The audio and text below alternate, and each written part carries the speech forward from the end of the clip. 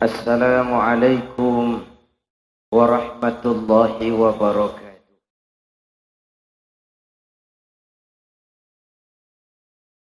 Bismillah walhamdulillah. Salatu wassalamu ala rasulillah wa ala alihi wa sahbihi wa mawala. Amma ba'du. Para ulama yang saya muliakan, para pejabat baik sipil maupun ABRI yang saya hormati, adik-adik remaja, para pemuda yang saya cintai. Alhamdulillah malam ini kita dapat bertemu dan berkumpul mengikuti pagelaran Nada dan Dakwah. Nada dan Dakwah adalah satu paket yang dikemas untuk mengantisipasi kecenderungan remaja kepada musik. Nada dan dakwah adalah dakwah yang dikemas dalam bentuk-bentuk nada atau nada yang memantulkan suara-suara dakwah. Kali ini pagelaran dilaksanakan oleh DPD PAMI Jawa Timur dan masih dalam rangka memasuki tahun baru Muharram 1416 Hijriah sekaligus menyongsong 50 tahun Indonesia merdeka. Saya lihat tadi Soneta menggunakan kostum merah putih. Itu artinya Soneta juga punya wawasan kebangsaan. Saya tidak punya kostum resmi, jadi kostumnya apa adanya. Baik, tadi ada yang minta saya nyanyi. Gendeng apa? Saya akan nyanyi sholawat. Sudah tadi. Baik, hadirin yang saya hormati, memasuki tahun baru Hijriah dan menyongsong 50 tahun Indonesia merdeka dalam konteks kehidupan kita sekarang. Bulan Muharram dikenal dengan peristiwa hijrah. Pindahnya Nabi dan para sahabat dari Makkah ke Madinah. Kok mau-maunya Nabi dan sahabat itu hijrah ke Madinah, meninggalkan kampung halaman, meninggalkan keluarga yang berbeda akidah, harta yang dibawa hanya sekadar yang mungkin dibawa. Mekah Madinah 450 km. Apa yang mereka cari? Apa yang mereka perjuangkan? Apa yang mereka bela? Jawabannya iman. Apa? Karena iman mereka pisah dengan kampung halaman tempat di mana mereka dilahirkan. Karena iman mereka tinggalkan harta dan benda. Karena iman mereka pisah dengan keluarga yang berbeda akidah. Karena iman kita hidup, untuk iman kita berjuang, dalam iman kita ingin kembali menghadap Allah. Lalu kalau kita adakan analog dengan kemerdekaan, saya tanya, nikmat apa tidak jadi bangsa merdeka? Tapi jangan lupa, terutama adik-adik saya, kemerdekaan yang kita nikmati sekarang ini bukan hadiah Belanda, bukan kado dari si Jepang, tidak turun dari langit seperti turunnya embun di waktu malam. Kemerdekaan tidak muncul hanya dengan simsalabim abracadabra. Kemerdekaan yang kita nikmati ini ditegakkan di atas untayan air mata, cucuran keringat, genangan darah, dan pengorbanan nyawa orang-orang tua kita yang kadang mereka tidak sempat menikmati kemerdekaan ini. Untuk kita mereka berlinang air mata. Untuk kita, mereka alirkan darah. Dan untuk kita, mereka korbankan nyawa. Wong saya saja kalau ditanya, Saudara Zainuddin, apa jasamu dalam menegakkan kemerdekaan? Saya jawab, tidak ada. Kenapa? Karena tahun 45 saya belum keluar. Itu saya. Apalagi yang masih remaja begini, bahannya pun belum ada waktu itu. Tapi kan saya harus jujur. Saya kan harus tahu diri. Kalau sekarang saya bisa minum air kelapa, itu karena orang-orang tua saya sudah menanam pohon kelapa.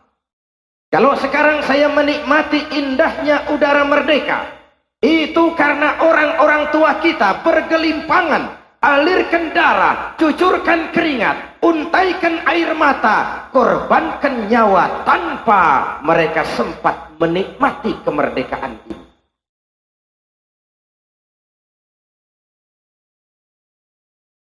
Terus saya boleh tanya lagi dong? Boleh? Dulu orang-orang tua kita berjuang melawan Belanda, senjatanya apa? Bambu runcing. Ada bambu runcing merdeka melawan tank. Rasio impossible. Tidak mungkin. Entoh nyatanya kita merdeka. Lalu para pendiri negara kita dengan jujur mencantumkan dalam mukaddimah Undang-Undang Dasar negara kita, dengan berkat rahmat Allah yang Maha Kuasa. Ada tidak dalam pembukaan Undang-Undang Dasar itu? Ada apa tidak? Sudah, pokoknya biar belum pernah baca, ada gitu saja sudah, biar lancar urusan. Satu pengakuan yang sangat jujur dari para pendiri Republik tercinta ini, bahwa Allah campur tangan dalam proses kemerdekaan. Kalau tidak, belum ada ceritanya bambu runcing merdeka melawan tank. Apa artinya? Kalau dulu iman untuk merebut kemerdekaan, karena agama mengajarkan hubbul watan minal iman, cinta tanah air bagian dari iman. Bangkitlah Diponegoro, bangkitlah Imam Bonjol, bangkitlah Cik Ditiro, bangkitlah Panglima Besar Sudirman, bangkitlah para ulama dan kiai dengan tentara, berjuang melawan penjajah, karena cinta tanah air bagian dari iman. Yang berjuang merebut kemerdekaan ini tentara, yang berjuang kiai dengan santrinya. Ibu bapak, saudara-saudara hadirin yang saya hormati, kalau dulu iman untuk merebut kemerdekaan, sekarang ini iman untuk mengisi kemerdekaan. Dalam konteks itulah nada dan dakwah digelar, ikut berpartisipasi membangun manusia seutuhnya. Sebab apa? Sebab rupanya masih ada manusia Indonesia ini yang baru potongannya saja manusia. Potongannya potongan manusia, mentalnya mental tikus. Tikus, tahu tikus? Apa amalan tikus? Suka menggeragoti barang yang disimpan rapi-rapi. Uang rakyat disimpan baik-baik di bank, digeragoti oleh tikus.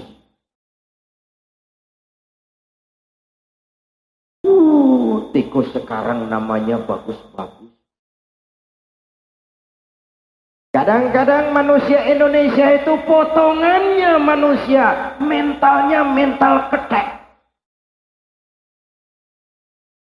Tahu ketek? Saudara ke kebun binatang, singgahlah di depan kandang ketek, berikan kacang dimakan, penuh mulutnya, berikan lagi tangannya megang, berikan lagi kakinya megang, mulut penuh, tangan megang, kaki megang, temannya yang lain diberikan kacang, dirampas juga. Ketek. Samak bin Rakus alias Raka. Sepanjang mental-mental ketek masih gentayangan di Republik tercinta ini, maka pemerataan pembangunan cuman akan jadi dongeng belaka. Habis disantap oleh ketek-ketek rakus.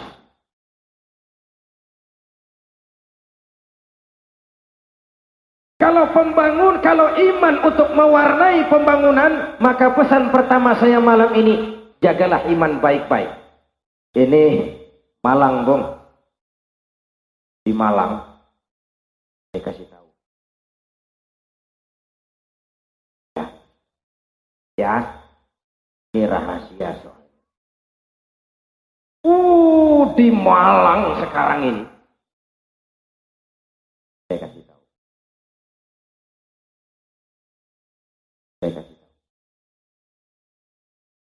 Saya bilang-bilang lagi, enggak ya, ini rahasia soalnya. Di Malang sekarang ini, Pak.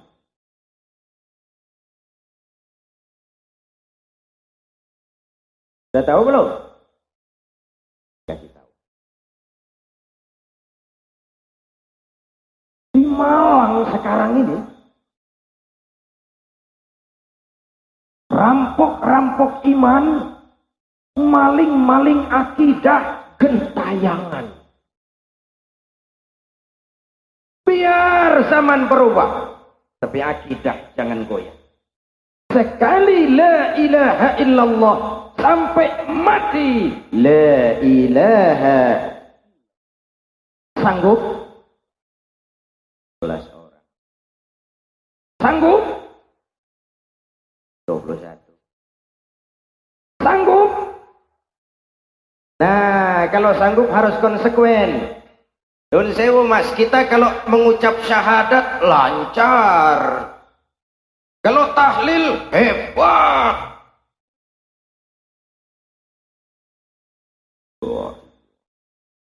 Mantap. Tapi kering, tanpa roh, tanpa jiwa, tanpa semangat. Padahal itu ikrar. Kalau saya yakin tidak ada Tuhan selain Allah, saya tidak akan menyembah kecuali hanya kepada Allah. Saya tidak akan menggantungkan hidup kecuali hanya kepada Allah. Saya tidak akan pernah takut kecuali hanya kepada Allah. Saya tidak akan melarikan persoalan kecuali hanya kepada Allah. Kadang-kadang sholat menghadap Allah, ingin jadi orang kaya menghadap mbah. Ini namanya iyyaka na'budu wa mbah nasta'in. Tidak boleh wong itu paket. Wawunya lil ataf. Kalau iyyaka na'budu maka wa iyyaka nasta'in. Jaga iman baik-baik, wariskan kepada anak-anak kita. Soal pendidikan adik-adik remaja silakan sesuaikan dengan bakatmu. Tapi iman tanamkan dulu. Pak, ini anak-anak saya sejak kecil senangnya pistol-pistolan, Pak. Abri itu. Tanamkan iman. Selesai SMA, kirim ke Magelang, masukkan akabri. Harus ada anak-anak muslim yang masuk akabri. Bukan cuma anak Simatupang. Orang. Harus ada anak Paimin, anak Katijo. Tapi imannya mantap. Nanti dia keluar dari akabri jadi jenderal sekalipun. Jenderal beriman. Oleh karena jenderalnya beriman, lalu berjuang bersama-sama ulama.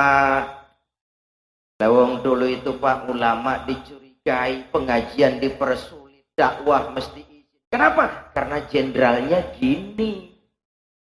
Dulu, tapi ini rahasia. Jangan bilang-bilang. Dulu jenderalnya gini. Dulu. Jangan bilang. Sekarang saya punya kebanggaan. Belum lama bahkan saya tabligh akbar di Sibolga, Tapanuli Selatan, Sumatera Utara. Bersama-sama Bapak Faisal Tanjung. Saya bangga. Ada jenderal ya soneta. Ada jenderal berbintang 4 Jabatannya Panglima ABRI, tablik akbar sama-sama Zainuddin. Saya bangga. Sambutannya saya dengarkan bagus. Ketika datang waktu sholat, saya lihat sholatnya khusyuk. Masya Allah. Jenderal berbintang 4, sholatnya khusyuk.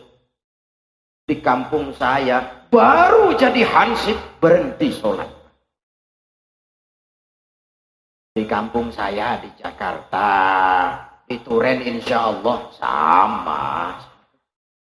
Sorry, sip, guyon.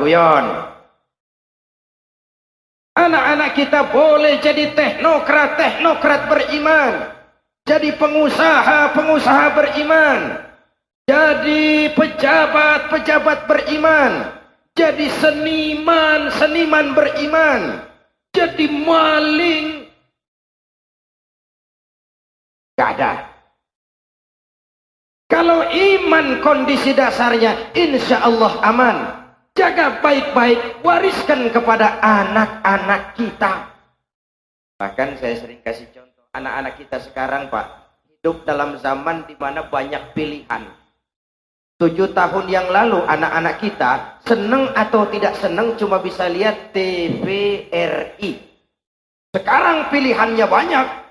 Dia bisa lihat RCTI, dia bisa lihat TPI, dia bisa lihat SCTV, dia bisa lihat ANTV, dia bisa lihat Indosiar. Akhirnya anak-anak kita hanyut ditelan budaya iklan yang konsumtif. Akhirnya anak-anak kita matang lebih cepat dari waktunya tanpa persiapan. Pantas kalau ada tetangga saya ditanya oleh anaknya yang masih TK, Papa, Tuhan sama Batman kuat mana sih? Masya Allah. Dia tonton, dia puji, dia kagumi, dia banding-bandingkan menurut logika anak. Kalau tidak didasari dengan semangat keimanan, rapuh akidahnya, goyah keyakinannya, lentur dan luntur imannya. Pesan pertama, hijrah adalah peristiwa penjagaan iman. Memasuki tahun baru Hijriah, menyongsong 50 tahun Indonesia merdeka, harus dengan semangat meningkatkan keimanan. 1. Bentar lagi ya. Biar Bung Haji Roma dan Soneta Group istirahat dulu sebentar. Nyanyi. Gak ada yang ngendangi, ini sudah turun semua. Yang kedua, hijrah adalah peristiwa ukhuwah. Coba lihat. Itu kan waktu terjadi hijrah itu kan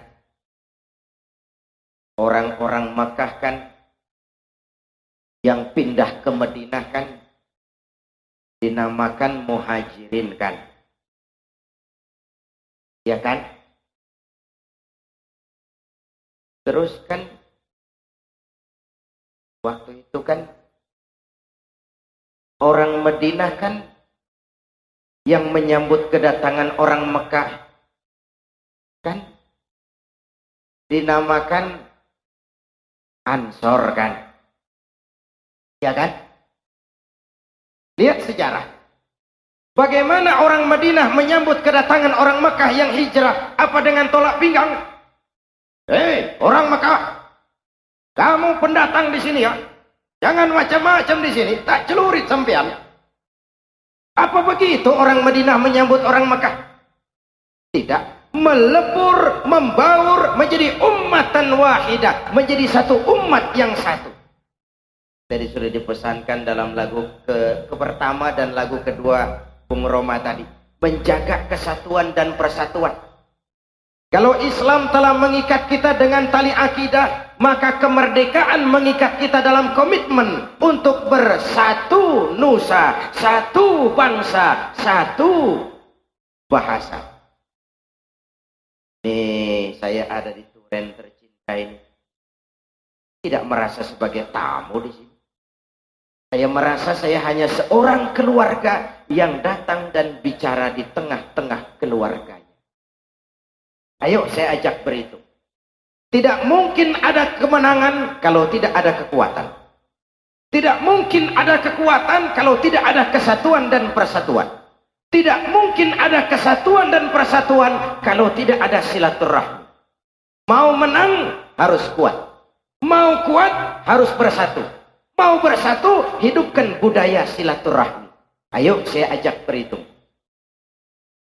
1 ditambah 1 sama dengan, itu matematika namanya. Hasilnya pasti. Tapi kalau saya robah angkanya menjadi angka sosial, hasilnya aneh. 1 orang takut ditambah 1 orang takut sama dengan 2 orang setengah berani. Kenapa setengah berani? Karena sudah berdua. Kalau ditambah 1 orang takut lagi, hasilnya 3 orang berani. Makin banyak orang takut berkumpul menjadi 1, makin berani hasilnya. Kita yang lemah, kita yang tidak berdaya, kita yang mustad'afin, kita yang miskin, jikalau kompak bersatu, orang tidak akan perlakukan kita sembarangan. Tapi itu pesan kedua malam ini, tetaplah luruskan shaf. Rapatkan barisan, jaga semangat kesatuan dan persatuan, tingkatkan rasa kebersamaan. Saya adalah saudara dan saudara adalah saya. Menghina saudara sama dengan menghina saya. Menyakiti saudara sama dengan menyakiti saya. Saya mau cerita, boleh? Mau dengar? Mau dengar? Sebelum zaman Michael Jackson.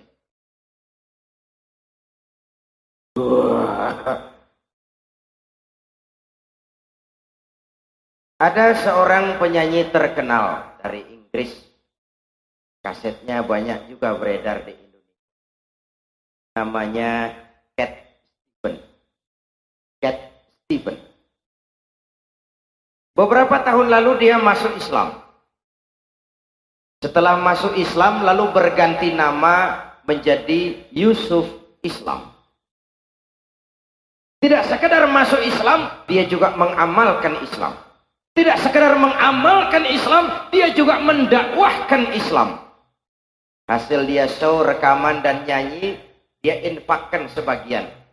Tidak banyak, sekitar 2 juta dolar. Uang kita kira-kira 4,5 miliar. Dengan uang itu dia dirikan Islamic Cultural Center di London. Dari situ dia dakwah ke seluruh daratan Eropa. Suatu saat dia ditanya oleh wartawan, Stephen, apa yang paling menarik perhatian Anda sampai memilih Islam? Dia jawab, 2 hal yang sangat menarik perhatian saya. Pertama, saya melihat betapa konsep Tuhan dalam Islam sangat transparan. Mudah dipahami, gampang dimengerti, boleh dipelajari, mulai TK sampai perguruan tinggi, mulai anak-anak sampai kakek nenek. Allah ya Allah, Esa ya Esa, lam yalid wa lam yulad. Bukan separuh Tuhan separuh manusia, bukan Tuhan yang menjelma jadi manusia, bukan Tuhan yang dikorbankan untuk kepentingan manusia. Bagaimana Tuhan bisa patungan begitu?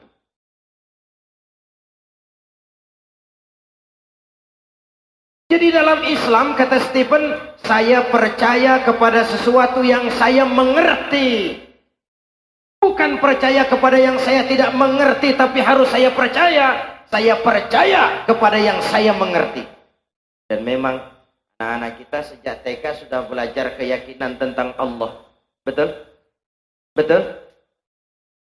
Ibu bapak, saudara-saudara. Lalu yang kedua, kata Stephen, kenapa saya masuk Islam? Saya ini pada awalnya, cerita Stephen, adalah pengagum berat Amerika. Sebagai pahlawan hak-hak asasi kemanusiaan, sebagai penegak demokrasi, yang pagi-pagi di dalam dia punya Declaration of Independence sudah mencanangkan that all men are created equal. Saya juga nggak ngerti itu, Pak. Sok-sokan aja, yang penting kan penampilan, ya usilah aja. bahwa semua manusia dilahirkan sama, saya kagum dengan Amerika. Sampai satu saat, kata Stephen, saya berada di New York, saya mau makan masuk sebuah restoran. New York tahu toh? New York tahu kan? New York dari Pasuruan ke kanan. Saya mau masuk restoran, saya tertegun. Kenapa? Di pintu restoran ada tulisan white only. White only. Hanya melayani kulit putih. Sing kulit ireng minggir. Kata Stephen, aku gelo. Katanya all men are created equal. Semua manusia dilahirkan sama. Laiki kok tegel-tegele. Kok sampai hati bikin tulisan hanya melayani kulit putih. Sampai saya lihat betapa dalam Islam kulit putih dan kulit hitam duduk berdampingan. Masjid sebagai simbol semangat kebersamaan. Siapapun masuk masjid buka sepatu. Kopral datang lebih dulu, silahkan di depan kopral. Jenderal datang belakangan, di belakang aja jenderal. Tidak ada tempat VIP ketika sholat. Di sana mereka menghadap ke arah yang sama, menyembah Allah Tuhan yang sama, mengikuti cara Rasul yang sama, melakukan gerak yang sama, membaca bacaan yang sama, dengan bahasa yang sama. Itulah semangat persamaan. Persaudaraan ini yang saya rindukan. Karena itu, dengan gelar nada dan dakwah malam ini, mari kita tingkatkan terus semangat kebersamaan. Jaga kesatuan dan persatuan. Luruskan saf, rapatkan barisan. Ibu bapak, saudara-saudara hadirin yang saya hormati. Hijrah peristiwa ukhuwah. Kemerdekaan mengikat kita dalam komitmen. Satu nusa, satu bangsa, satu bahasa. Islam mengikat kita. An-nasu kulluhum li Adam. Wa Adam min turab. La fadla li Arabiyyin ala ajamiyyin illa bittaqwa. Seluruh manusia berasal dari Adam. Adam diciptakan dari tanah. Tidak ada kelebihan Arab dengan yang bukan Arab kecuali takwanya. Ini peristiwa yang kedua. Yang ketiga, hijrah adalah perjalanan ibadah, bukan paket wisata. Mereka tinggalkan kampung halaman untuk ibadah. Mereka tinggalkan harta benda karena mau ibadah. Mereka tempuh gurun pasir yang gersang karena ibadah. Para pahlawan bangkit berjuang melawan penjajah karena ibadah. Kita isi kemerdekaan dengan pembangunan, bagian daripada ibadah. Tadi lagu keberapa itu ya? Katanya surga ada, neraka ada. Betul? Betul? Ada hidup sesudah mati, ada akhirat sesudah dunia. Calon-calon jenazah.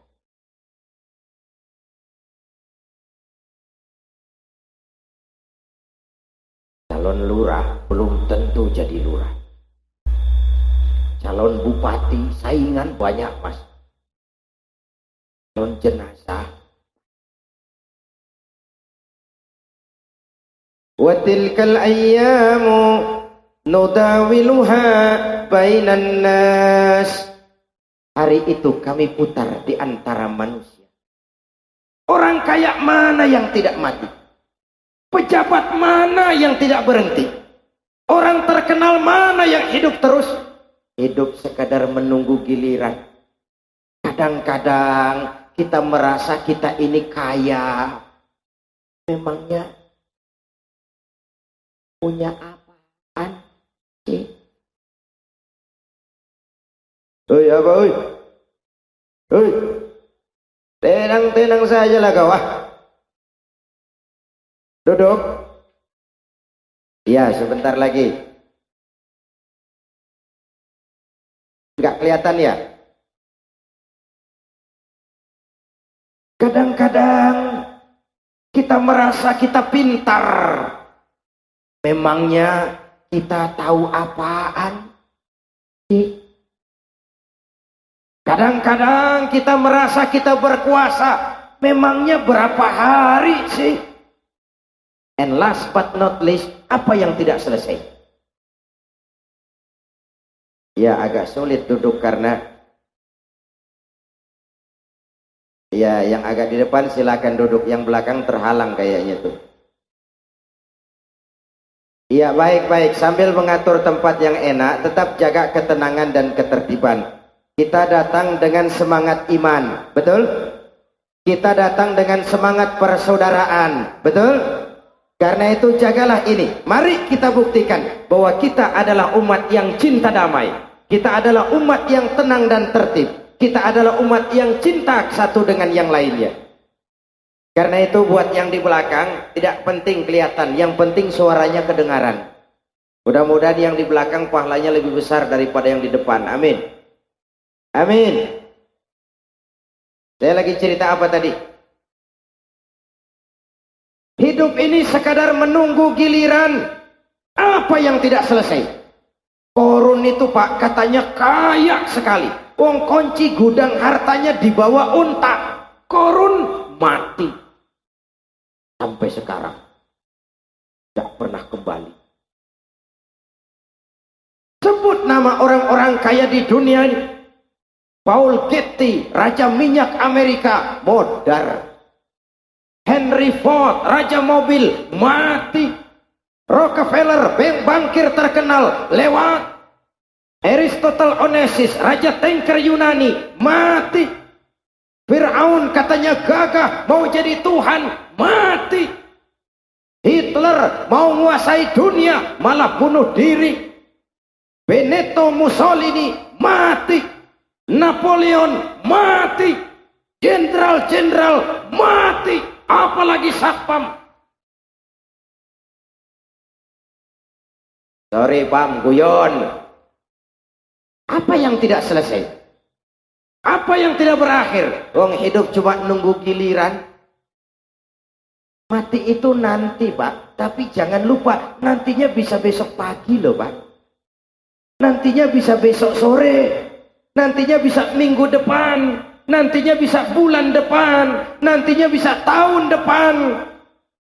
Kalau saja tidak ada hidup sesudah mati, kalau saja tidak ada akhirat sesudah dunia, kalau saja tidak ada surga dan neraka, persilahkan hiduplah saenae, saenae. Nek perlu saenae udelmu dewe. Sayang. Ada hidup sesudah mati, ada akhirat sesudah dunia. Ini harus jadi rem. Iya, saya memang kepengen jadi orang kaya, tapi kalau makan renten besok dikubur, piye tuh aku? Iya, saya kepengen cepat kaya, tapi kalau menipu orang besok di akhirat bagaimana? Iya, saya kepengen cepat kaya, tapi kalau buka peternakan tuyul, besok di akhirat bagaimana? Iya, saya kepengen cepat terkenal, tapi kalau jilat atas, injak bawah, sikut kiri dan kanan, teman jadi lawan, lawan jadi teman, di akhirat bagaimana? Ada rem. Akan suap. Ibu bapak, ibu saya tanya, mau ke Jakarta?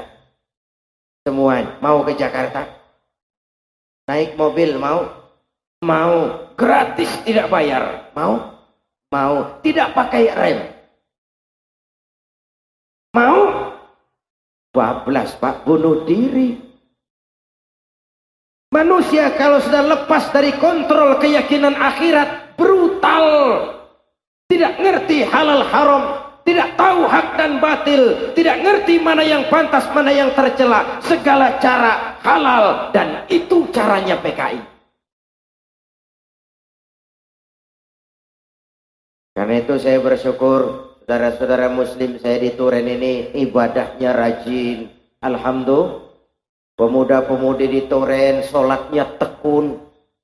Surau masjid di Turen saya ngerti selalu penuh dengan sholat berjamaah. Terutama subuh. Saya tahu lah wong saya subuh sering lewat sini. Kalau sudah subuh di Turen, Masya Allah, masjid penuh. sampai keluar. Tidak ada yang masuk itu. Keluar.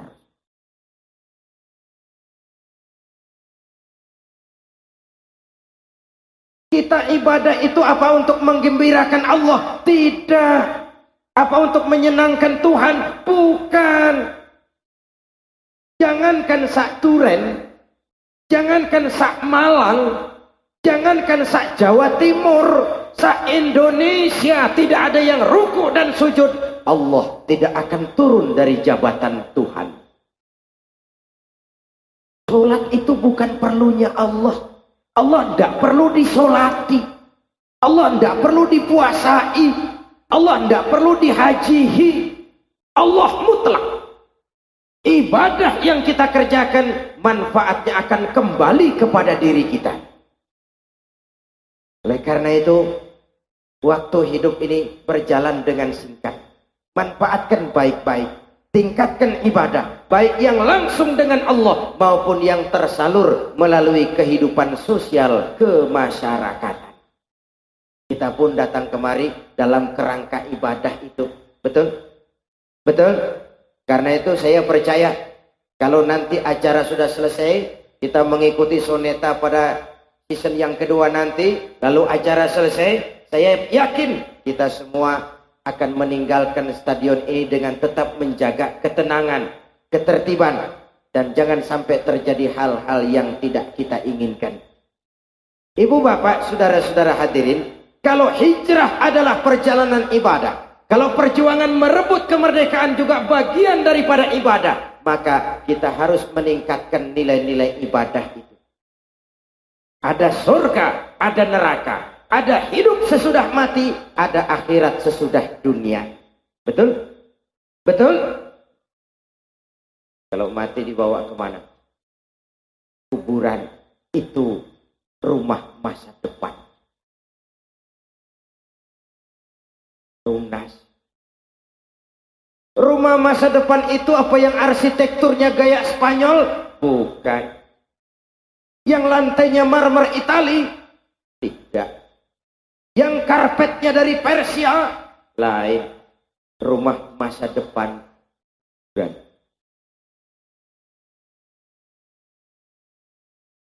Jika pindah dari dunia ke rumah masa depan yang bernama kubur itu, kita diperlakukan dengan penuh penghormatan. Hari itu walaupun sudah besar, tidak usah mandi. Sholat, berhenti. Ketika berangkat akan jalan sendiri, jangan. Malah yang ngantar bubar. Ini saja naik kendaraan yang paling angker. Namanya keranda jenazah. Duso. Itu kendaraan paling angker. Siapa naik pasti mati. Belum pernah gagal. Billah wa ala millati Rasulillah. Kemana om? Pindah mas. Kok pindah? Kontrak habis. Selesailah dunia. Berangkatlah yang berangkat dan tinggallah yang tinggal. Kalau gajah mati, masih tinggalkan gading. Kalau harimau mati, masih tinggalkan belang. Kita ingin jasad boleh hancur terkubur tanah, tapi nama akan dikenang 1000 tahun yang akan datang. Kebaikan yang kita tinggalkan sekarang ini.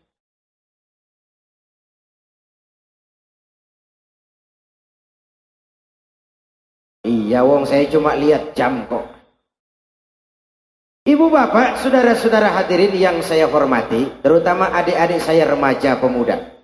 Akan bagaimana Turen, akan bagaimana Malang, akan bagaimana Jawa Timur, akan bagaimana Republik Indonesia, bahkan akan bagaimana Islam di Republik Indonesia, kalian jawabannya. Hidup cuma nunggu giliran. Islam tidak mungkin hilang dari dunia. Tapi Allah tidak pernah jamin Islam akan abadi di Malang. Islam tidak mungkin hilang dari dunia. Tapi Quran tidak menjamin Islam akan abadi di Jawa Timur. Kalau kita tidak menjaganya, memeliharanya, berjuang dan berkorban untuknya, dan mewariskannya kepada anak-anak kita. Nun sewu, kalau yang sudah 50-60 tahun ke atas, itu saya anggap angkatan selamat. Generasi tanda seru. Jadi yang 30 tahun ke bawah, the next generation. Mereka hari depan kita semua. Apalagi dalam konteks 50 tahun Indonesia merdeka. Di negeri ini kita dilahirkan. Udara negeri ini yang kita hirup. Air negeri ini yang kita minum. Tidak boleh jadi penonton di lapangan sendiri. Jangan jadi tamu di rumah sendiri. Ini negara kita. Kalau kita berpangku tangan, hei pemuda, hutanmu akan dibabat Korea, lautmu akan dikuras Jepang, minyakmu akan disedot Amerika, dan kita nanti cuma jadi generasi pembayar utang. Ayo sing-singkan lengan baju. Bangkitlah berjuang, membangun hari esok yang lebih baik daripada hari sekarang ini. Apalagi kita oleh Allah dikaruniai negara yang begini indah. Masya Allah. Hijau ranau subur makmur, gemah ripah loh jenawi, toto tentrem kerto raharju.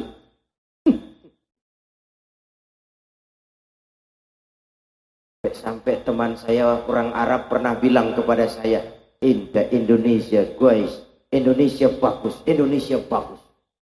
Saya bilang bagus apanya om? Om Arab. Indonesia negeri Tuhan subur sekali. Tongkat ditanam jadi pohon. Ya singkong.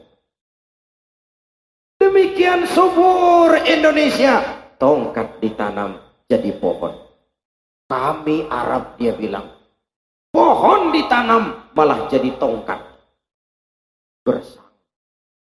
Alam yang subur ini, negeri yang makmur ini, kalau kita salah mengolahnya, jelas merusak lingkungan hidup. Tapi kalau kita tidak pandai mengolahnya, orang lain yang akan mengambil manfaatnya. Betul? Sementara orang-orang tua kita yang bergelimpangan jadi korban.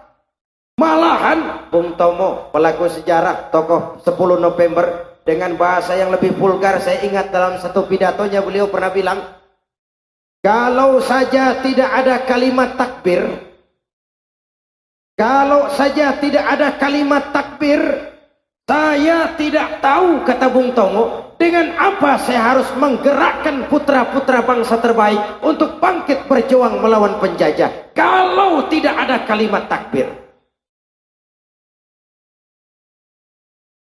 Itu bahasa Bung Tomo, kalau ditafsirkan langsung, kalau tidak ada Islam. Karena takbir itu mewakili aspirasi Islam.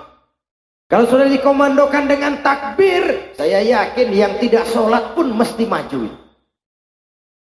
Kesempatan untuk mendapat tiket jihad. Ayo kita song-song hari esok yang lebih baik daripada hari sekarang ini. Jaga iman baik-baik, wariskan kepada anak-anak kita. Rapatkan shaf, luruskan barisan. Tantangan yang kita hadapi lebih berat dari yang sudah kita lalui. Apalagi saya katakan tadi, di Malang ini Pak, rampok-rampok iman gentayangan. Betul? Betul? Saya selalu berulang-ulang kalau masuk kabupaten mengingatkan, saya tidak keberatan orang lain menyebarkan agama. Silakan. Wong ini negara Pancasila. Semua agama yang diakui pemerintah boleh tumbuh dan berkembang dengan subur. Asal mari saling menghormati. Mari saling menghargai. Silakan menyebarkan agama, tapi jangan coba-coba menyebarkan agama kepada orang-orang yang sudah beragama. Itu konsep dasarnya. Hei Hindu, berkembanglah engkau. Hei Buddha, berkembanglah engkau. Hei Kristen, silahkan engkau berkembang. Tapi mari di atas prinsip saling menghormati. Saudara-saudaraku umat Islam, tidak boleh membangun masjid di tengah lingkungan orang Kristen. Islamnya cuma 3 orang, lainnya Kristen semua, bangun masjid. Wajar kalau diprotes. Itu merusak kerukunan. Jelas? Jelas? Pun sebaliknya. Tuan Pastor, Romo Pendeta, ibu-ibu suster, pihak Dewan Gereja Indonesia, tolong tuan-tuan berhenti membangun gereja di tengah lingkungan umat Islam.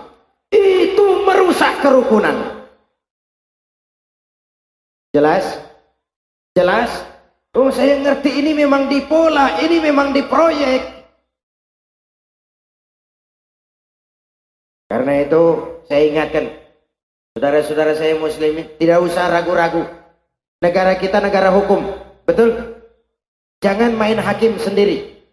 Kalau di daerah saudara tidak ada Kristennya, atau kalau ada cuma 2-3 orang saja, lalu dibangun gereja, saudara tidak usah ragu-ragu, lapor ke wasit. Siapa wasitnya? Pemerintah. Lurah, Pak Camat, Pak Bupati, Pak Danramil, Pak Kapolsek, Pak Dandim, Pak Kapolres. Pak Wasit, Pak Wasit. Pak Mas, lapor Pak. Apa? Offset. Tahu offset? Lewat garis. Tidak ada muslimnya kok bangun masjid, untuk apa? Tidak ada Hindunya kok bangun candi, untuk apa?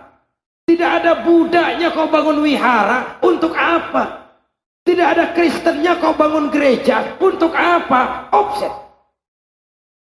Wasit harus cepat dan tegas. Brit. Kenapa Pak Wasit? Offset Mas, tidak bisa. Tidak ada Muslim di sini, kenapa bangun masjid? Tidak ada Kristen di sini, kenapa bangun gereja? Offset.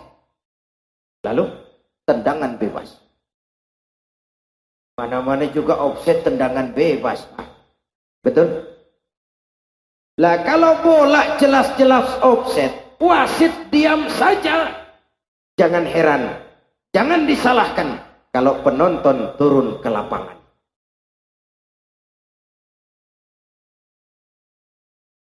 Kalau penonton sudah turun ke lapangan, insya Allah pertandingan kacau. Betul? Supaya pertandingan tidak kacau, penonton jangan turun ke lapangan. Supaya penonton tidak turun ke lapangan, wasit harus tegas. Supaya wasit bisa tegas, jangan mau kalau disuap. Jelas? Jelas? Mari saling menghormati, mari saling menghargai, tapi tetap dalam batas lakum dinukum. Zainuddin tidak pernah bawa-bawa Quran masuk ke rumah-rumah orang Kristen. Romo Pastur, Tuan Pendeta, Ibu Suster, tolong berhenti bawa-bawa beras, supermi, pakaian masuk ke rumah-rumah orang Islam. Mari saling menghormati, mari saling menghargai. Saya kan bisa saja komandokan, hei pemuda Islam, ayo ambil Quran, rame-rame masuk ke rumah orang Kristen, Islamkan mereka. Tidak. Lakum dinukum. Bagi Tuhan agama Tuhan, bagi kami agama kami. Kami hormati Tuhan, Tuhan hormati kami. Silakan tuan-tuan menyebarkan agama, asal jangan kepada orang yang sudah beragama. Ini yang harus kita jaga. Keluar, saya wajib memberikan peringatan. Ke dalam, kita harus bikin benteng yang tangguh. Barat bal-balan di Malang ini Pak, serangan berat. Tidak usah berpikir mengadakan serangan balasan. Bisa jaga gawang saja lumayan. Ya Bu? Ya Bu? Gawang Ibu jaga. Loh, ini apa pesan Zainuddin? Tidak Mas, ini pesannya Allah. Qu anfusakum wa ahlikum. Jagalah dirimu, jagalah keluargamu, jagalah orang-orang yang menjadi tanggung jawabmu, sampai terjerumus ke jurang neraka. Hadirin, sudah 7:30 jam. Kita masih akan menyaksikan penampilan soneta. Sekali lagi, mari kita nikmati dengan penuh rasa iman. Dan kalaupun nanti acara selesai, meninggalkan stadion ini, tetap jaga ketenangan, ketertiban. Jangan sampai terjadi hal-hal yang tidak kita inginkan. Yang membawa rombongan, hati-hati jangan sampai ada rombongannya yang ketinggalan.